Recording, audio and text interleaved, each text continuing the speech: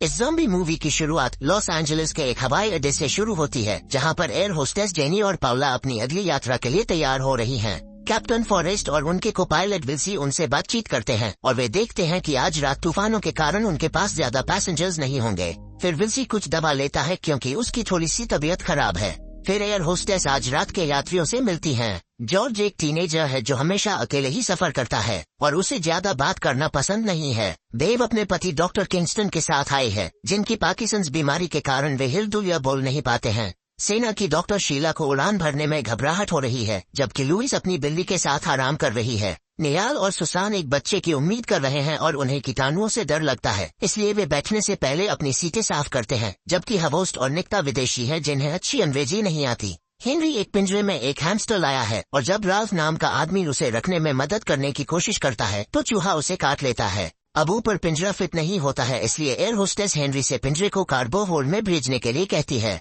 एक businessman Preston लगातार चीख रहा है, जाहिर तौर पर उसे भी वही बीमारी है जो पायलट विल्सी को है। जैसे ही विमान आखिरकार उड़ान भरता है, जेनी नियाल को अपना फोन बंद करने के लिए कहती है और जब वह मना कर देता है तो हेनरी उसे मजबूर करता है, जिससे दोनों में बहस होने लगती है। इसलिए जेनी उन्हें ये याद दिलाकर अपनी सीटों पर वापस भेज देती है कि अगर वे ठीक से व्यवहार नहीं करते हैं तो उतरने पर उन्हें गिरफ्तार किया जा सकता है। बाद में हेनरी जेनी के साथ फ्लर्ट करता है और साथ ही उसे अपनी पीएचडी के बारे में बताता है और पॉलिटिक्स और समाज की कुछ बातें भी करता है। अब इसके कुछ देर बाद हेनरी न्यूज में देखता है कि सेंटर फॉर डिजीज कंट्रोल ने लॉस एंजल्स में एक अपार्टमेंट बिल्डिंग को घेर लिया है। इस दौरान राल्फ ठीक महसूस नहीं कर रहा था और वो अपने अंगूठे पर घाव को घूरते हुए पानी मांगता है। जेनी देखती है कि वह अजीब स्थिति में बैठा है और जब वो उसे देखने जाती है तो वो अचानक उस पर उल्टी कर देता है। उसके मुंह से झाग निकल रहा था और वो नीचे उतरने की मांग करने लगता है, इसलिए एयर होस्टेस उसकी देखभाल करने की पूरी कोशिश करती है। लेकिन इस दौरान किसी ने भी ये नोटिस नहीं किया कि बिल्ली ने इधर उधर घूमते हुए फर्श पर पड़ी उल्टी को खा लिया है। जेनी उस आदमी को पाउला के साथ छोड़ देती है और अपने शरीर पर लगी उल्टी साफ करने जाती है, लेकिन उसी पर राल्फ गलियारे से भागता है और उसे धक्का दे देता है। वो कॉकपिट के दरवाजे को पीटने लगता है और विमान को रोकने के लिए कहता है। इस पर विल्सी सुरक्षा नियमों का पालन करते हुए दरवाजा बंद कर देता है, जबकि फॉरेस्ट ग्राउंड कंट्रोल को उनकी स्थिति के बारे में बताता है। जब हेनरी राल्फ को रोकने की कोशिश करता है लेकिन वो आसानी से हार जाता है और जॉर्ज के साथ भी ऐसा ही होता है। फिर प्रेस्टन, जॉर्ज, पाउला और सभी साथ मिलकर राल्फ को पकड़ते हैं और आखिरकार उसे बेहोश कर देते हैं। प्लास्टिक की रस्सियों का उपयोग करके वे उसके हाथ बांध देते हैं। बाद में शीला जांच करती है कि किसी को चोट तो नहीं आई है, जबकि जेनी पाउला को बताती है कि वो आपात स्थिति में उपयोगी होने में कैसे विफल रही। उसी पल फॉरेस्ट घोषणा करता है कि उसे प्लेन उतारने के आदेश मिले हैं और सभी को अपनी सीटों पर भेज देता है। विमान नीचे जाते समय बहुत हिलता है और एयर होस्टेस सभी को अपना सिर नीचे रखने के लिए कहती है। इस दौरान राल्फ का शरीर लगातार फिसल रहा था और उसका सिर टकरा रहा था, इसलिए जेनी और पाउला बड़ी मुश्किल से उसे सीट पर ले जाते हैं। फिर जब पाउला उसकी सीट बेल्ट लगा रही होती है तो राल्फ लाल आंखें खोलकर जागता है और पाउला की नाक पर काटकर उसे जख्मी कर देता है। फिर राल्फ पागल हो जाता है, जिससे एक बार फिर से सभी यात्री मिलकर उसे बाथरूम में धकेलकर बंद कर देते हैं। जैसे ही विमान आखिरकार उतरता है, Sheela emergency first aid kit का उपयोग करके पाउला को कुछ दवा देती है और उसके चेहरे पर एक स्कार्फ बांध देती है, लेकिन उसका बहुत खून बह रहा है और उसे तत्काल इलाज देने की जरूरत है। फॉरेस्ट निराश है क्योंकि ग्राउंड कंट्रोल उन्हें इंतजार करने के लिए कहता है, भले ही वे उनकी आपात स्थिति के बारे में जानते हों। इसलिए वो नियमों को तोड़कर विमान को बिना असाइन किए गए गेट की तरफ ले जाता है। सौभाग्य से सामान उठाने वाले एडी ने विमान को आते देखा और समय पर गेट खोल दिया। फॉरेस्ट और विल्सी विमान के बाथरूम के दरवाजे को पकड़े रखते हैं और बाकी सभी लोग बेसब्री से विमान से उतर जाते हैं। लेकिन देव और किंगस्टन अभी जहाज में ही थे क्योंकि उन्हें चलने में मदद की जरूरत थी। एडी उन सभी को गेट के दूसरे छोर पर ले जाता है, लेकिन वहां का दरवाजा बंद है और रेडियो पर उसके मैसेज का कोई जवाब नहीं देता। उनके पास एयरपोर्ट के कार्गो हैंडलिंग एरिया में प्रवेश करने के अलावा कोई विकल्प नहीं होता है। वे सभी सीढ़ियां चढ़ के एक दूसरे दरवाजों तक पहुंचते हैं। हालांकि वे ये देखकर हैरान हो जाते हैं कि वहां के सभी दरवाजे बंद हैं, जो कभी नहीं होते थे। जब वो पावर बॉक्स की जांच करता है तो वो देखता है कि वे सभी लॉकडाउन में हैं और उन पर सुरक्षा कैमरों से नजर रखी जा रही है। जब वे सोच ही रहे थे, लेकिन तभी अचानक बाहर से सायरन की आवाज आती है। वे एक खिड़की से बाहर देखते हैं तो बाहर एम्बुलेंस और पुलिस की गाड़ियां होती हैं। तभी खिड़कियां बंद कर दी जाती है। एक आवाज घोषणा करती है कि उनके ग्रुप को क्वारंटीन कर दिया गया है और उन्हें मदद आने तक इंतजार करना होगा। इसके बाद सभी यात्री अपने परिवारों को ये बताने के लिए फोन करते हैं कि क्या हो रहा है। इसके बाद वे जेनी पर चिल्लाने लगते हैं क्योंकि उन्हें लगता है कि ये सब उनके एयरलाइन वालों की लापरवाही की वजह से हो रहा है। लेकिन जेनी नहीं जानती कि वे अपना बचाव कैसे करें। लेकिन तभी शीला उनको रोकती है। फिर वो बताती है कि उसके सामान में एक मेडिकल किट है जो पाउला को कुछ और घंटों तक जीवित रहने में मदद कर सकती है। इसलिए जेनी एडी और कुछ यात्रियों को शीला का सामान ढूंढने के लिए ले जाती है, लेकिन उसी समय बिजली चली जाती है, इसलिए एडी उन्हें अपनी टॉर्च से रास्ता दिखाता है और जब वे विमान पर लौटते हैं तो उन्हें पता चलता है कि दोनों पायलट गायब हैं।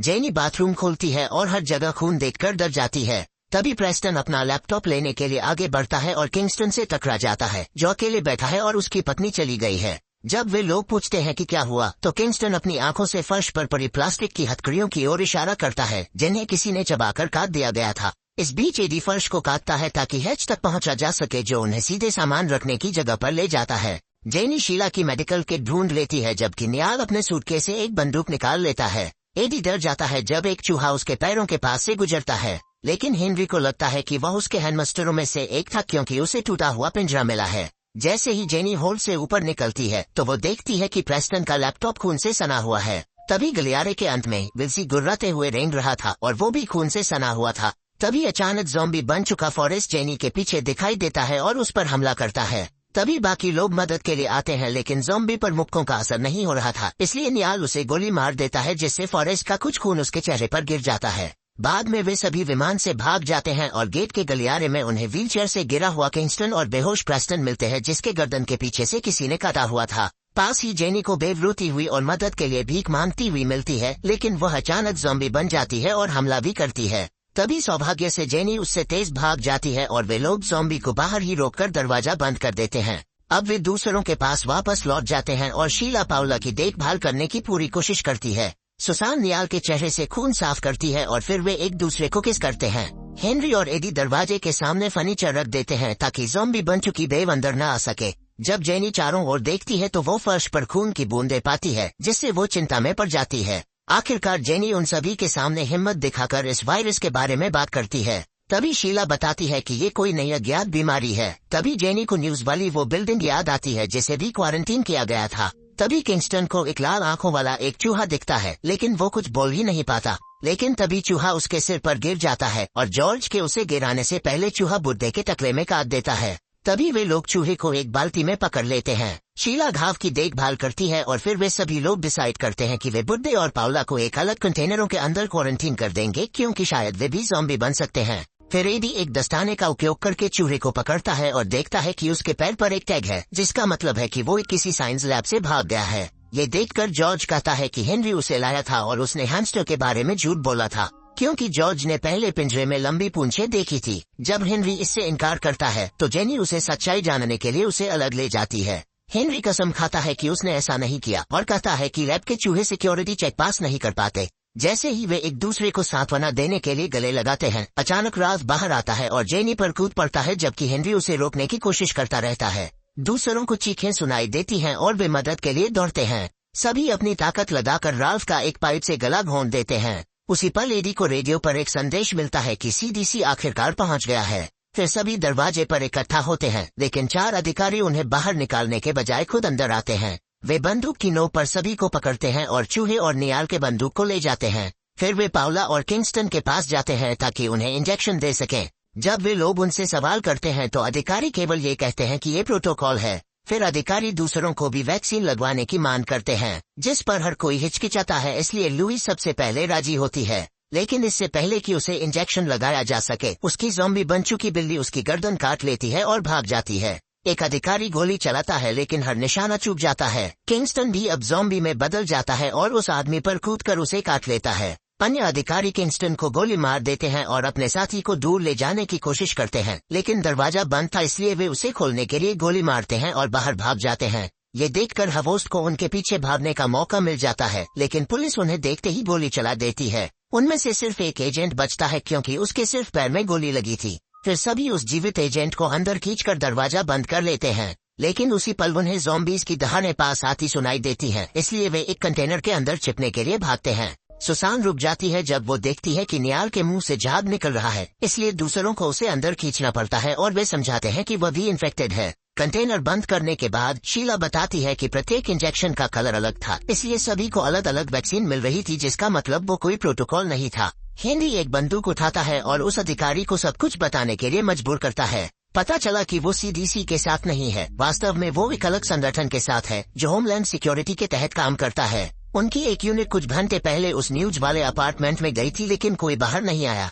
तभी उन्हें वहाँ किसी संकी ग्रुप द्वारा बनाई गई एक बायोटेरर लैब मिली। उन्होंने एक जीवित व्यक्ति पर एक एक्सपेरिमेंट करने की कोशिश की, लेकिन इससे स्थिति और खराब हो गई, जिसका अर्थ है कि इन सभी पर अगला मानव परीक्षण होने वाला था। ये बीमारी चूहों से फैलती है। ये बताने के बाद ऑफिसर हेनरी से बंदूक छीन लेता है और खुद को खत्म कर देता है। इससे सभी बहुत घबरा जाते हैं। तभी एडी को याद आता है कि ये टर्मिनल अक्सर एक पुरानी जल निकासी सुरंग के कारण बाढ़ में डूब जाता है, जिसका मतलब ये था कि अगर वे इसे ढूंढ ले तो वे इसके माध्यम से भाग सकते हैं। लेकिन तभी अचानक एक ज़ॉम्बी कंटेनर के ऊपर एक छेद पर दिखाई देता है और एडी का हाथ पकड़ लेता है। हेनरी उसे गोली मारने की कोशिश करता है, लेकिन उसे पता चलता है कि उसके पास गोलियां नहीं हैं। एडी जॉर्ज को एक बटन दबाने के लिए कहता है, जिससे कंटेनर ऊपर उठाता है, जिससे ज़ॉम्बी ऊपर दब जाता है। बाद में सभी कंटेनर को छोड़कर आगे बढ़ते हैं। तभी जेनी देखती है कि हेनरी गायब है। निक्का पीछे पीछे चलती है, लेकिन अचानक कोई उसे भी खींच लेता है। तभी चोरी छिपे हेनरी एक बैग खोलता है जिसमें एक और बंदूक है। जैसे ही ग्रुप भागता है, जेनी फिसल जाती है और पाउला को देखती है जो अब एक ज़ॉम्बी बन चुकी है।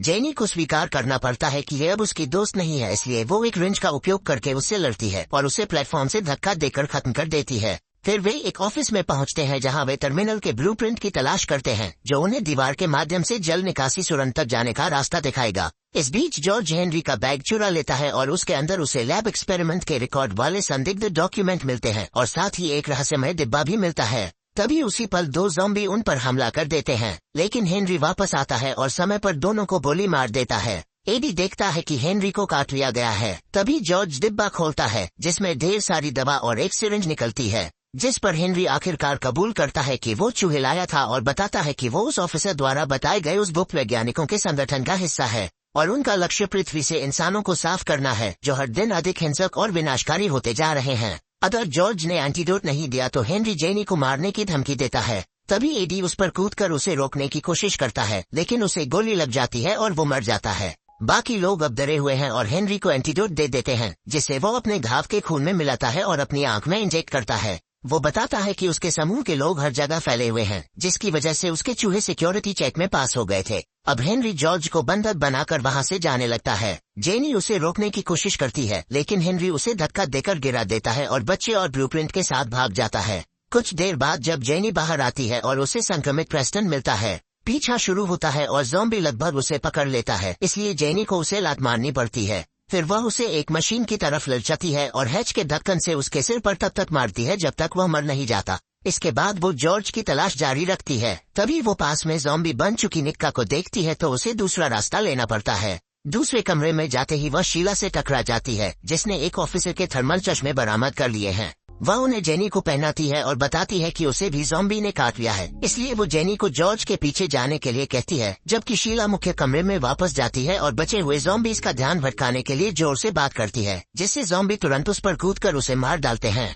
जेनी को दीवार में एक छेद मिलता है जिसे हेनरी ने सुरंग के पीछे जाने के लिए खोला था, और जब वो अंदर जाने वाली होती है तो ज़ॉम्बी बुढ़िया उसे पकड़ लेती है, इसलिए रेंच का उपयोग करके वो बुढ़िया ज़ॉम्बी को तब तक मारती है जब तक वह गिर नहीं जाती। फिर जेनी दीवारों के बीच के हिस्से से गुजरती है। थर्मल चश्मे की मदद से वो जमीन पर खून की बूंदें देखती है। खून के निशान का पीछा करते हुए जेनी को ब्लूप्रिंट और हेनरी की शर्ट एक सीढ़ी के पास मिलती है जो जल निकासी सुरंग में जाती है। वह नीचे देखती है और जॉर्ज को पाती है, जो बताता है कि एंटीडोट काम नहीं किया और अब हेनरी भी ज़ॉम्बी बन गया है। जॉर्ज की चेतावनियों को अनदेखा करते हुए जेनी नीचे जाती है और देखती है कि ऊपर से कुछ खून गिर रहा है। तभी अचानक हेनरी प्रकट होता है और उस पर हमला करता है, जिससे उसके चश्मे गिर जाते हैं और हेनरी उसे इधर उधर पटकने लगता है। तभी जॉर्ज गिरा हुआ चश्मा पहनता है और बंदूक उठाकर हेनरी को गोली मार देता है। अब आजाद होकर जेनी चश्मा वापस ले लेती है और हेनरी को सिर पर विंच से मारकर खत्म कर देती है। उसी पल हैच के नीचे से आग की लपटें दिखाई देती हैं, जिसका मतलब है कि बाहर की टीमें टर्मिनल को जला रही हैं, जिससे उनका रास्ता बंद हो गया है। लेकिन जेनी को एक दूसरी सुरंग मिलती है और वो ढक्कन को लात मारकर खोल देती है। जॉर्ज वहां नीचे जाने से बहुत डरता है, इसलिए जेनी उसे चश्मा देती है और सुरक्षा के लिए उसे पहले जाने देती है। जैसे ही उन्हें बाहर विस्फोटों की आवाज सुनाई देती है, दोनों जितनी तेजी से हो सके आगे बढ़ते हैं। हालांकि जेनी जल्द ही थकने लगती है और उसे एहसास होता है कि वो भी इन्फेक्टेड है। जॉर्ज पीछे मुड़ता है और उसे उल्टी करते हुए देखता है, फिर भी वह उसे छोड़कर जाने से इनकार कर देता है, जिससे जेनी केवल उसके खातिर उसका पीछा करना जारी रखती है। आखिरकार उन्हें निकास मिल जाता है जो सलाखों से बंद है। जॉर्ज आसानी से उनके बीच से गुजर जाता है और जब वो पीछे मुड़ता है तो ज़ॉम्बी बन चुकी जेनी सलाखों के माध्यम से उस पर हमला करने के लिए पहुंचती है। शुक्र है कि वह अंदर आने के लिए बहुत बड़ी है और जॉर्ज अपनी जैकेट उतारकर आजाद हो जाता है और बाद में जॉर्ज आखिरकार हवाई अड्डे से भाग जाता है। इसी बीच लुइस की इन्फेक्टेड बिल्ली भी भाग जाती है और शहर की ओर चली जाती है, जिसका मतलब ये था कि अब ज़ॉम्बी वायरस पूरे शहर में फैलने वाला था।